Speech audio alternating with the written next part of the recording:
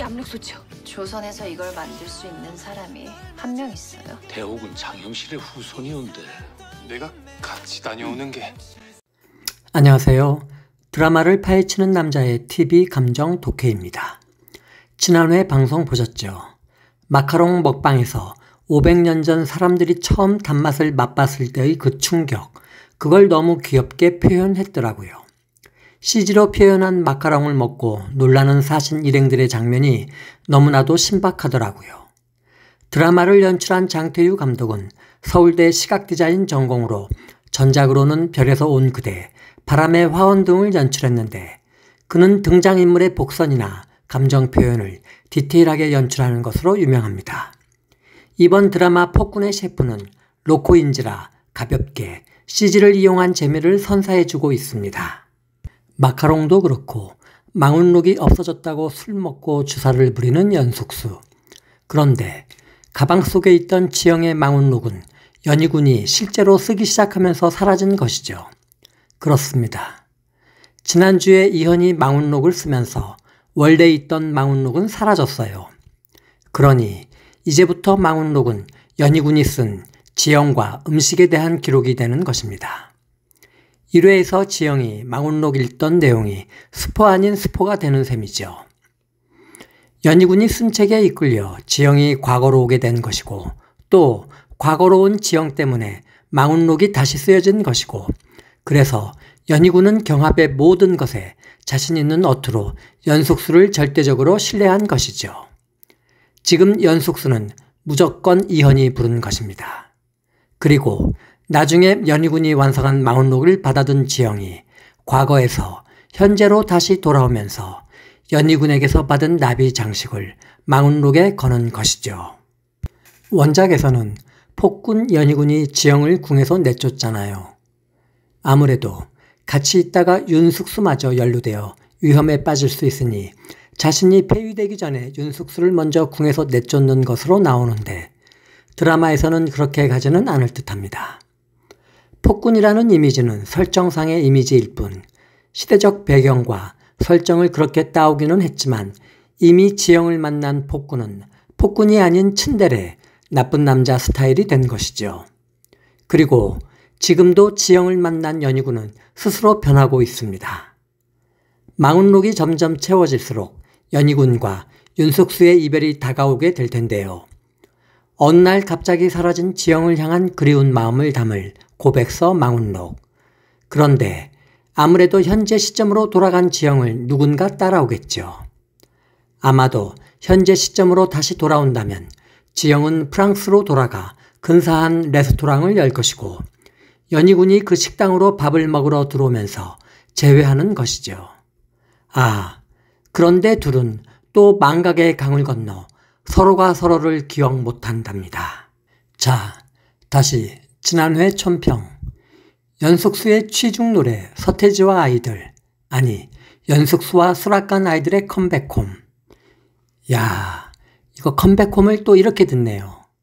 역시 소녀시대의 센터는 죽지 않았나 봅니다.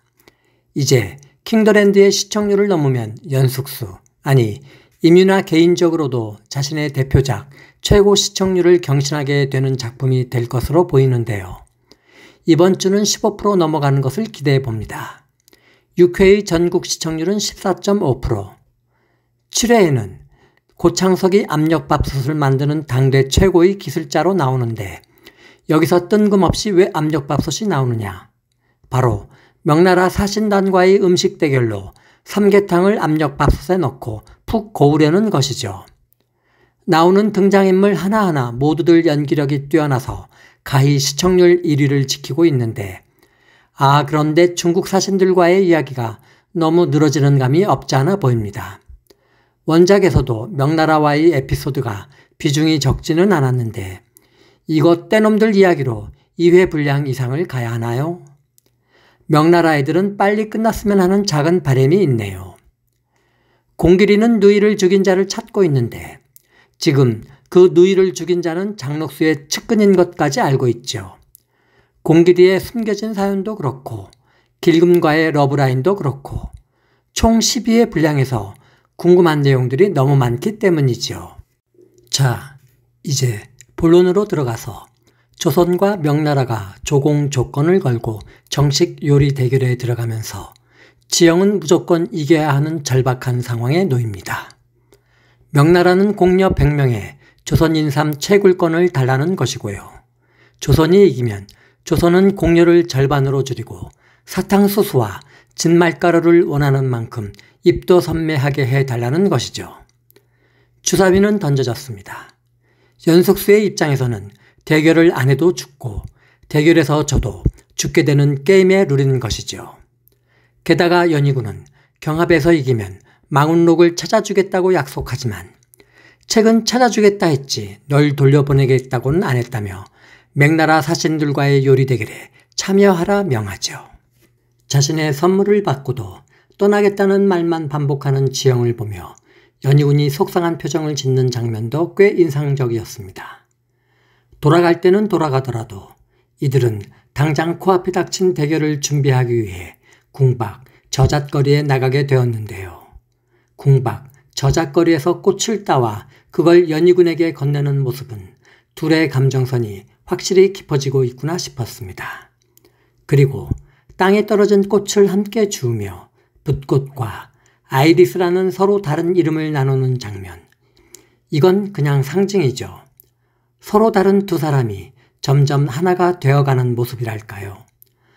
붓꽃의 꽃말은 좋은 소식, 사랑의 메시지라고 하는데 임금의 신분으로 팔소매를 걷어붙이고 지형과 함께 진흙밭에 붓꽃을 줍는 연희군의 모습에서 사랑에 빠진 눈빛이 보였습니다.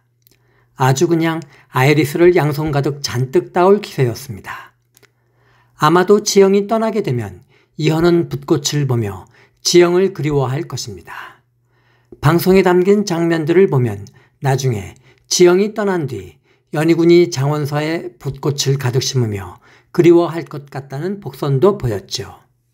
명나라 숙수들과의 요리 대결을 앞둔 연숙수.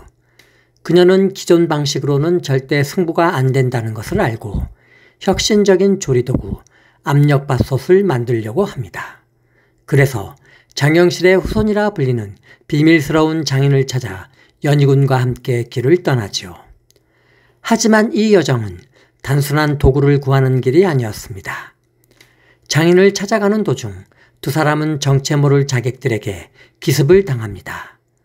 칼날이 쏟아지듯 몰려들고 연희군은 직접 검을 들어 맞섭니다.